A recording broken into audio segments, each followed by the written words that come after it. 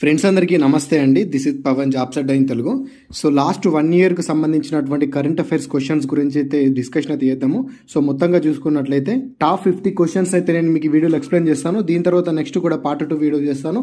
So ఇట్లా మొత్తంగా మీకు కరెంట్ అఫైర్కి సంబంధించినటువంటి అత్యంత ముఖ్యమైనది మనకు ఎగ్జామ్ పాయింట్ ఆఫ్ లో ఎలా అడుగుతున్నారనే దాన్ని బేస్ చేసుకుని నేను మీకు క్లియర్ కట్గా ఎక్స్ప్లెయిన్ చేసే ప్రయత్నం అయితే చేస్తాను. సో మీరేం చేస్తారంటే ఓన్లీ ఎన్టీపీసీ గ్రాడ్యుయేషన్కే కాకుండా అండర్ గ్రాడ్యుయేషన్కి ప్రిపేర్ అయ్యే వాళ్ళు కూడా ఇప్పటి నుంచే చూసుకుంటా మీరు కొంచెం ప్రిపేర్గా ఉండండి. ఎందుకోసం అంటే లాస్ట్ 1 year మొత్తం అయితే నేను రీకాల్ చేసుకుని అయితే రెడీ చేసుకున్న తర్వాత మీకు 50 క్వశ్చన్ల చొప్పున డైలీ వీడియో అయితే చేస్తాను. సో మీకు అట్లా చేయాలనుకుంటే కింద కామెంట్ చేయండి, కంపల్సరీ ఖచ్చితంగా చేసే ప్రయత్నం అయితే చేస్తాను. అదేవిధంగా వీడియోని కంపల్సరీ ప్రతి ఒక్క అభ్యర్థి లైక్ చేసి అయితే వీడియో చూస్తే ప్రయత్నం చేయండి. మీరు లైక్ చేస్తే అది ఎక్కువ మందికి రీచ్ అవుతుంది. సో దానివల్ల నేను ఇంకా మంచి కంటెంట్ చేయడానికి నాకు కొంచెం ఇంకా ఎక్కువ హెల్ప్ఫుల్ అయితే అవుతుంది అన్నట్టు. సో ఖచ్చితంగా ప్రతి ఒక్క ఆస్పిరెంట్ వీడియోని లైక్ చేయడం మాత్రం మర్చిపోకండి. ఇక వీడియోలో భాగంగా చూసుకున్నట్టే మరి ఈ లాస్ట్ 1 yearకి సంబంధించినటువంటి క్వశ్చన్స్ అయితే మనం క్లియర్ కట్గా చూసుకునే ప్రయత్నం చేద్దాము. సో ఫస్ట్ క్వశ్చన్ చూసుకున్నట్టయితే 34వ వ్యాస్ సమ్మాన్ అవార్డు అనేది ఎవరికి వచ్చింది అని చెప్పేసి క్వశ్చన్ అనమాట. సో ఈ యొక్క వ్యాస్ సమ్మాన్ అవార్డు కనుక చూసుకున్నట్టయితే ఇది 34వ ఎడిషన్ అండి. సూర్య బాల గారికి అయితే రావడం అయితే జరిగింది. ఆమె రాసినటువంటి నవల ఏంది అంటే కౌన్ దేశ్కో వాసి వేణుకి డైరీ అని చెప్పేసి అయితే ఇది రాయడం అయితే జరిగింది అనమాట. దీనికి కారణంగా మీకు వ్యాస్ సమ్మాన్ అవార్డు అయితే రావడం అయితే జరిగింది. అదేవిధంగా డిసెంబర్ 2024లో ప్రపంచంలోనే అతి పిన్న వయస్కుడైన చెస్ ఛాంపియన్ ఎవరు అన్నమాట. సో ఇది ఆల్రెడీ మనకు రీసెంట్గా మనకు ఫస్ట్ డే షిఫ్ట్ నాడు కూడా ఈ క్వశ్చన్ కూడా మనకు అడగడం కూడా జరిగింది. ఇది డి గుకేష్ అన్నమాట. ప్రపంచ చెస్ ఛాంపియన్ 2024లో ఇతను గెలవడం అయితే జరిగింది. గుర్తుపెట్టుకోండి, డి గుకేష్. అదేవిధంగా నెక్స్ట్ క్వశ్చన్ చూసుకున్నట్టయితే 2034 సంవత్సరానికి గాను ఆతిథ్యం ఇచ్చేటటువంటి దేశం ఏది అంటే సౌదీ అరేబియా అండి. గుర్తుపెట్టుకోండి. సో మనకు అప్కమింగ్ ఎగ్జామ్లో అడగడానికి ఆస్కారం అయితే ఉంటుంది. 54వ Dadasaheb Phalke life time achievement award 2024లో ఎవరిని సత్కరించబడింది అంటే ఎవరికి వచ్చింది అని చెప్పేసి క్వశ్చన్ మిథున్ చక్రవర్తి గారికి అయితే ఈ యొక్క అవార్డు రావడం అయితే జరిగిందనమాట. అదేవిధంగా నెక్స్ట్ చూసుకున్నట్టయితే క్లాడియా షీన్బామ్ ఏ దేశానికి మొదటి మహిళా అధ్యక్షురాలు అయ్యిండ్రనమాట. ఇది మెక్సికో దేశానికి వచ్చేసి మొదటి మహిళా అధ్యక్షురాలు. సో ఇటువంటి కొంచెం మీకు ఎగ్జామ్ పాయింట్ ఆఫ్ లో కొద్దిగా ఇంపార్టెంట్ ఉంటాయండి. మొదటి మహిళ అన్నప్పుడు ఇటువంటి అయితే కంపల్సరీ మనం ఎక్స్పెక్ట్ చేయడానికి కొంచెం అవకాశం అయితే ఉంటుంది. నెక్స్ట్ చూసుకున్నట్టయితే నవంబర్ 2024లో ఆమె రాసినటువంటి ఆర్బిటాల్ నవల, ఓకేనా, 2024లో ఆర్బిటాల్ నవలకు గాను 2024లో బూకర్ ప్రైజ్ గెలుచుకున్నది ఎవరు? సో మీకు తెలిసిందే సమంత హార్వే. ఇప్పటికి 2 times మనకి ఎగ్జామ్లో రిపీట్ అయినటువంటి క్వశ్చన్ అనమాట. చూసుకోండి, సమంత హార్వే. ఇది 2024లో. అయితే నేను మీకు క్వశ్చన్ అడుగుతాను, మనకి 2025లో ఎవరికి బూకర్ ప్రైజ్ వచ్చింది ఒక్కసారి కింద కామెంట్ అయితే చేయండి, ఖచ్చితంగా చేయండి. ఇక నెక్స్ట్ చూసుకున్నట్టయితే ఇంటర్నేషనల్ క్రికెట్ కౌన్సిల్కు అతి పిన్న వయస్కుడైన అధ్యక్షుడు ఎవరు? ఓకేనా, అతి పిన్న వయస్కుడైన అధ్యక్షుడు ఎవరున్నారు? మన జైషా అన్నమాట. ఇప్పుడు ఇంటర్నేషనల్ క్రికెట్ కౌన్సిల్కు చైర్మన్ అవ్వడం అయితే జరిగింది. ఇంతకుముందు చైర్మన్ ఆఫ్ బీసీసీఐ అండి. ఇప్పుడు దాని నుంచి అటు వెళ్ళిపోయాడు. అయితే ప్రజెంట్ ఉన్నటువంటి బీసీసీఐ చైర్మన్, అదేవిధంగా బీసీసీఐకి సంబంధించినటువంటి మిగతా వ్యక్తులకు సంబంధించి నేను ఈ రోజు మార్నింగ్ చేసినటువంటి వీడియోలో క్లియర్ కట్గా చెప్పడం అయితే జరిగింది. సో మీరు ఒకసారి చూడండి, మీకు క్లియర్ కట్గా అర్థమవుతుంది. ఆ వీడియోలో మీకు చాలా రకాల సమాచారం, నూతనంగా ఏర్పడ్డటువంటి వ్యక్తుల గురించి మొత్తం చెప్పాను. అది మీకు చాలా హెల్ప్ అవుతుంది. కింద లింక్ ఉంటుంది. లేదనుకుంటే కంపల్సరీ మీరు వీడియో లిస్ట్లోకైనా ఆ వీడియో చూసే ప్రయత్నం అయితే చేయండి. ఆ వీడియో చూసారంటే మీకు 1 mark యాడ్ అవుతుంది. అదేవిధంగా నెక్స్ట్ చూసుకున్నట్టయితే మీకు ఒక క్వశ్చన్ ఇక్కడ ఏంటి అంటే ఇంటర్నేషనల్ ఐసీసీ ఉంది కదా, ఇంటర్నేషనల్ క్రికెట్ కౌన్సిల్కు సంబంధించినటువంటి హెడ్ క్వార్టర్స్ ఎక్కడ ఉంది? ఓకేనా, హెడ్ క్వార్టర్స్ ఎక్కడ ఉందో కూడా కామెంట్ చేయండి, ఖచ్చితంగా కామెంట్ చేయండి. ఎంతమందికి తెలుసో చూసుకుందాం. అదేవిధంగా నెక్స్ట్ చూసుకున్నట్టయితే భారతదేశపు మొట్టమొదటి నిలువు లిఫ్ట్ రైల్వే సముద్ర వంతెన పేరు ఏమిటి? మనకేంటంటే న్యూ పంబన్ రైల్వే వంతెన అన్నమాట. సో ఈ రకంగా అయితే ఉంటుంది. అదేవిధంగా నెక్స్ట్ చూసుకున్నట్లయితే సిన్బెక్స్ గురించి మనకు ఇంపార్టెంట్ అన్నమాట.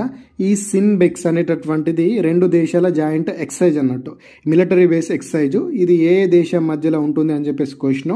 సో ఇది చూసుకున్నట్టయితే మనకు డిసెంబర్ 2024లో భారతదేశానికి అదేవిధంగా కంబోడియాకి మధ్య ఈ యొక్క సిన్బెక్స్ మిలిటరీ ఎక్సర్సైజ్ అయితే జరిగిందనమాట.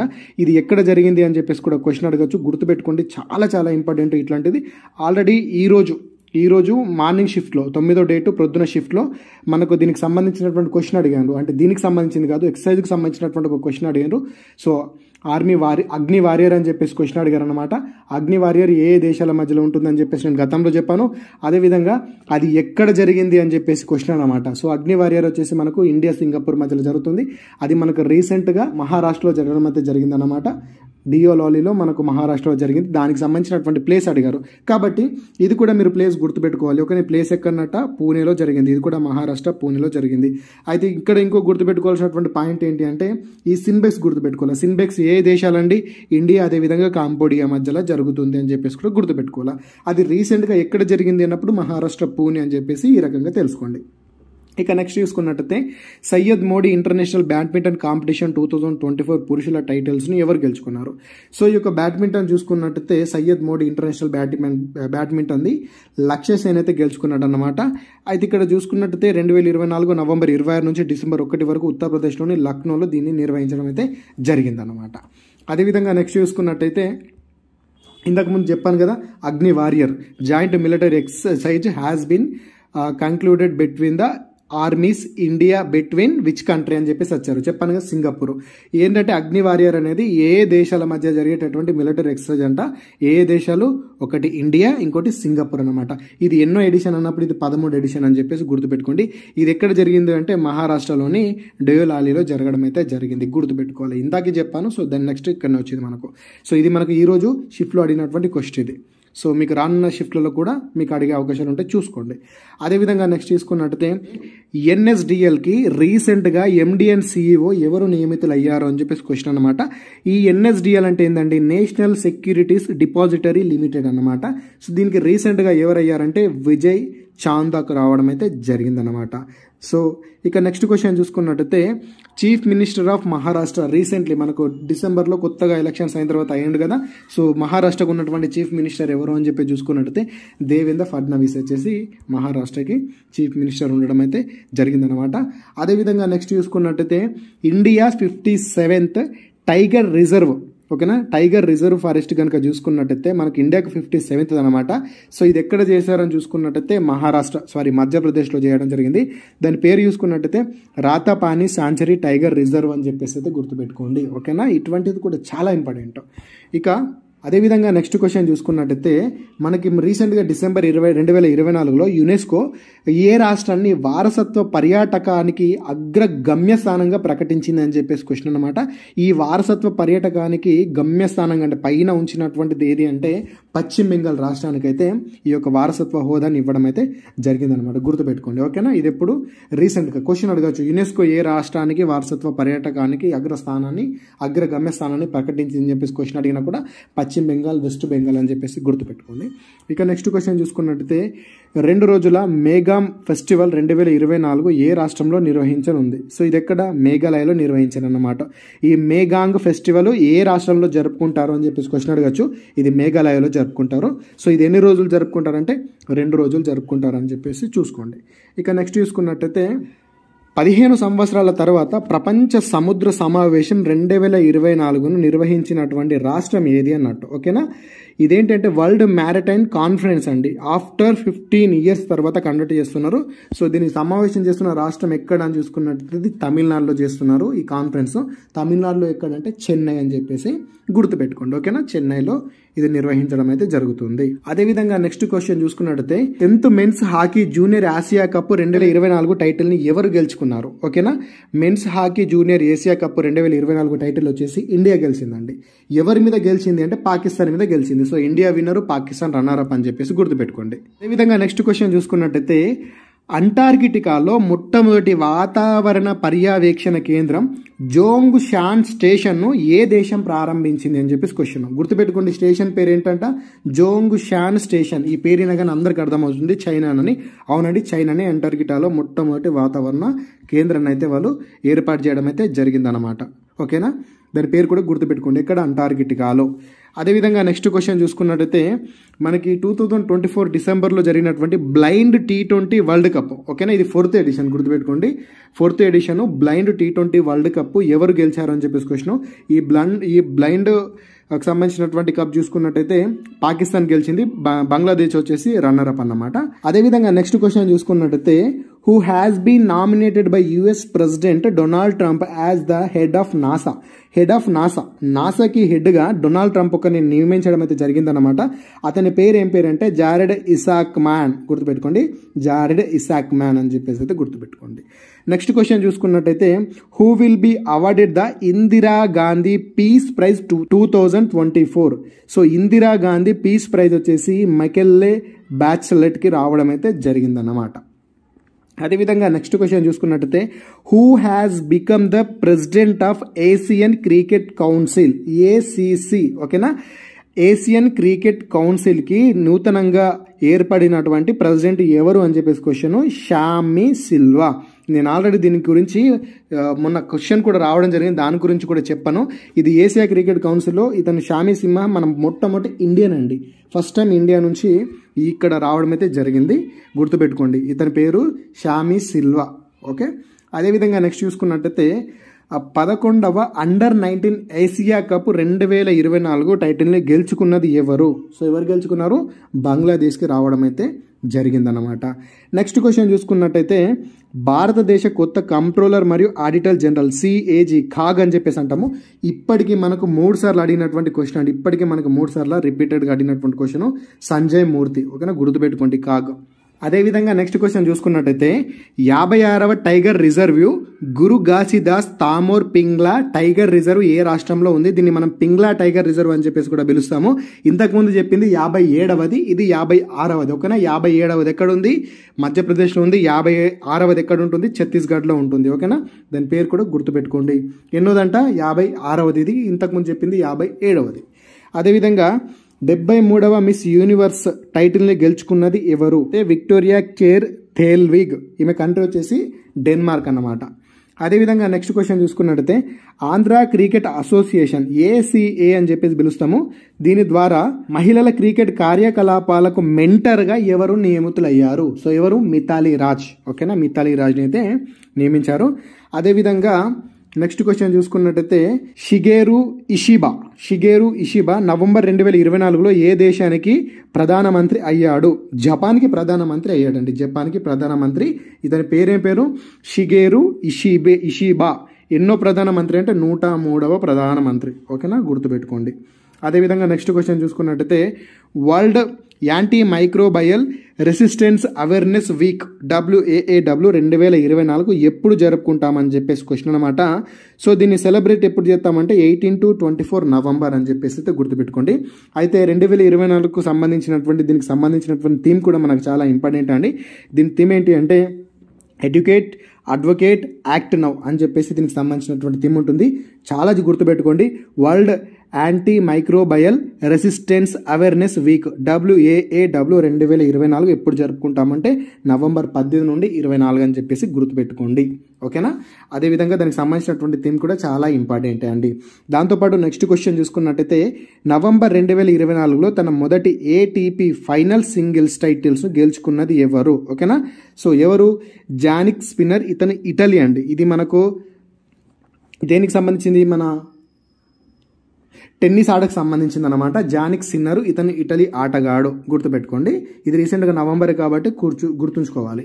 అదేవిధంగా నెక్స్ట్ క్వశ్చన్ చూసుకున్నట్టయితే మన భారత రైల్వే వచ్చేసి ప్రయాణికుల భద్రత మరియు సిబ్బందికి సంబంధించినటువంటి శిక్షణ కోసం ఒక మొబైల్ యాప్ని అయితే తయారు చేసిందనమాట. ఆ మొబైల్ యాప్ పేరు ఏంటి అని చెప్పేసి క్వశ్చన్ అండి. దాని పేరు సురక్ష. ఓకేనా, గుర్తుపెట్టుకోండి, సురక్ష. నెక్స్ట్ క్వశ్చన్ చూసుకున్నట్టయితే వైద్యం లేదా శరీర ధర్మశాస్త్రం 2024లో నోబెల్ బహుమతి ఎవరికి లభించింది? ఓకేనా, విక్టర్ ఆంబ్రోస్, అదేవిధంగా గ్యారీ రూకున్కి అయితే రావడం అయితే జరిగిందనమాట.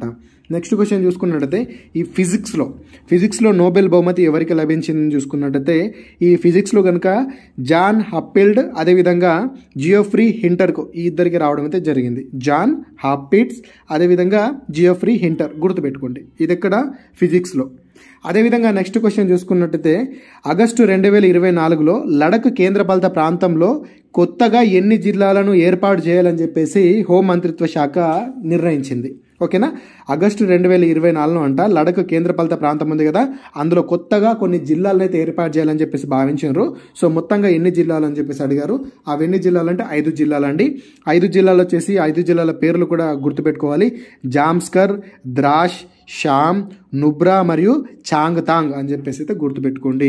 నెక్స్ట్ క్వశ్చన్ చూసుకున్నట్టయితే ఆగస్టు 2024లో యూనిఫైడ్ పెన్షన్ స్కీమ్ యూపీఎస్ అని చెప్పేసి అంటాము. యూపీఎస్ను మొట్టమొదటిసారిగా ఇంప్లిమెంట్ చేసిన లేదా మొట్టమొదటిసారిగా దాన్ని అడాప్ట్ చేసుకున్నటువంటి రాష్ట్రం ఏది, స్వీకరించినటువంటి రాష్ట్రం ఏది చూసుకున్నట్టయితే మహారాష్ట్ర. గుర్తుపెట్టుకోండి, ఓకేనా, మహారాష్ట్ర. అదేవిధంగా నెక్స్ట్ క్వశ్చన్ చూసుకున్నట్టయితే 2024లో ప్రపంచంలోనే మొట్టమొదటి ఫ్లెక్సిబుల్ సోలార్ ప్యానెల్ను ఎవరు అభివృద్ధి చేశారు? ఓకేనా, ఈ ఫ్లెక్సిబుల్ సోలార్ ప్యానెల్ను ఆక్స్ఫర్డ్ యూనివర్సిటీ యూకే యునైటెడ్ కింగ్డమ్లో ఉంటుంది, వాళ్ళు దీన్ని తయారు చేయడం అయితే జరిగింది. ఫ్లెక్సిబుల్ సోలార్ అంటే ఏంది, సో దాన్ని ఎలా అంటే అలా మనము ఫ్లెక్సిబుల్గా చేయొచ్చు అని చెప్పేసి గుర్తుపెట్టుకోండి, ఇది కూడా ఇంపార్టెంటే. అదేవిధంగా నెక్స్ట్ క్వశ్చన్ చూసుకున్నట్టయితే ICC women's T20 world cup 2024 has been shifted from Bangladesh to which country? అయితే మనకు మొన్న రీసెంట్గా 9th ICC women's T20 world cup వచ్చేసి బంగ్లాదేశ్లో జరగాలి. సో ప్రజెంట్ ఏం చేసినట్టే దాన్ని షిఫ్ట్ చేశారు వేరే కంట్రీకి. ఏ కంట్రీకి అని చెప్పేసి క్వశ్చన్, అదేంటి యునైటెడ్ అరబ్ ఎమిరేట్స్. సో యూఏఈకి అయితే మనము ఇక్కడ మార్చడం అయితే జరిగిందనమాట.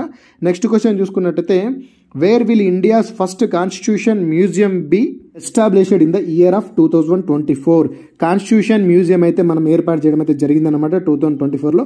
అది ఎక్కడ చూసుకున్నట్టయితే హర్యానాలో ఏర్పాటు చేయడం అయితే జరిగింది. చాలా ఇంపార్టెంట్ చూసుకోండి. అదేవిధంగా నెక్స్ట్ క్వశ్చన్ చూసుకున్నట్టయితే who has been appointed as the new chairman of NASSCOM? ఈ NASSCOM యొక్క ఫుల్ ఫామ్ చూసుకున్నట్టయితే national association of software and service companies అని చెప్పేసి గుర్తుపెట్టుకోండి.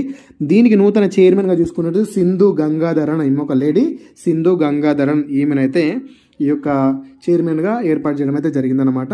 నెక్స్ట్ క్వశ్చన్ చూసుకున్నట్టయితే భారతదేశం చంద్రయాన్-4 మిషన్ను ఏ సంవత్సరంలో ప్రారంభించనుంది? చంద్రయాన్-4 వచ్చేసి 2027లో ఉంటుంది, గుర్తుపెట్టుకోండి.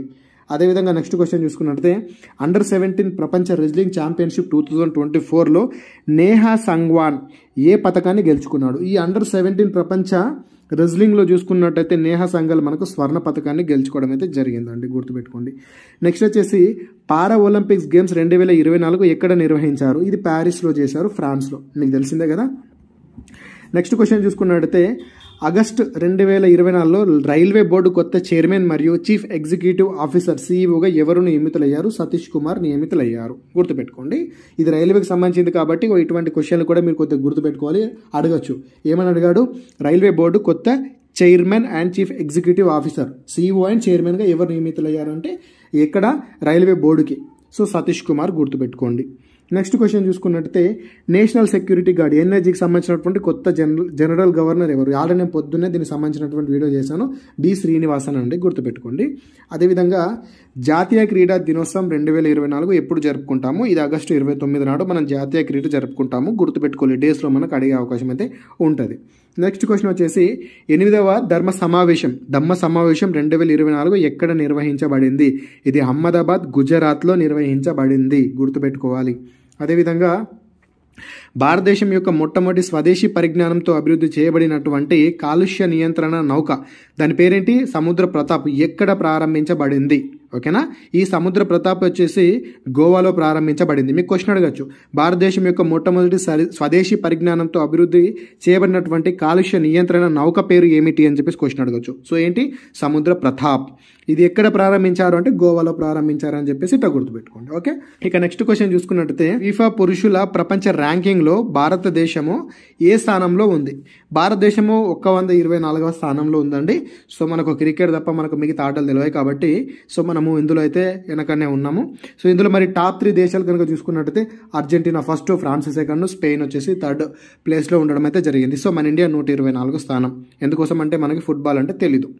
ఇక నెక్స్ట్ క్వశ్చన్ చూసుకున్నట్టయితే 9వ మహిళా క్రికెట్ ఆసియా కప్ 2024 ఎక్కడ నిర్వహించబడింది? సో ఇది ఎక్కడ అంటే శ్రీలంకలో నిర్వహించడం అయితే జరిగిందనమాట. దంబులా అని చెప్పేసి పట్టణము శ్రీలంకలో నిర్వహించడం అయితే జరిగింది. మొత్తంగా చూసుకుంటే టాప్ 50 క్వశ్చన్స్ అన్ని కూడా మీకు ఎక్స్ప్లెయిన్ చేయడం అయితే జరిగింది. ఇది కరెంట్ అఫైర్కి సంబంధించి. ఇందులో నుంచి మీకు క్వశ్చన్స్ వచ్చేటటువంటి అవకాశం కూడా ఉంటుంది. రోజు ఒక వీడియో కరెంట్ అఫైర్కి సంబంధించి అయితే నేను పెట్టే ప్రయత్నం చేస్తాను. ఇప్పుడు చదువుకోండి. అదేవిధంగా నెక్స్ట్ వచ్చేటటువంటి NTPC అండర్ గ్రాడ్యుయేట్ ఎగ్జామ్కి కూడా ఇది చాలా యూజ్ అవుతుంది కాబట్టి దానికి కూడా ఉపయోగపడుతుంది. దానికోసం కూడా ప్రిపేర్ అయితే అవ్వండి. సో ఎండ్ వరకు వీడియో చూస్తే కనుక ఎండ్ వరకు వీడియో చూసా బ్రో అని చెప్పేసి ఒక చిన్న కామెంట్ చేయండి. అదేవిధంగా వీడియోని లైక్ చేయకపోతే వీడియోని లైక్ అయితే చేయండి. దాంతోపాటు టెలిగ్రామ్లో మీరు ఇంకా జాయిన్ అవ్వకపోతే టెలిగ్రామ్లో జాయిన్ అవ్వండి. ఎలాంటి అప్డేట్ వచ్చినా కూడా నేను ఫస్ట్ టెలిగ్రామ్లోనే పెడతాను కాబట్టి ఖచ్చితంగా మీరు టెలిగ్రామ్లో జాయిన్ అయితే అవ్వండి. ఇదన్నమాట. Thanks for watching. అందరికీ ఆల్ ది బెస్ట్. జై భారత్.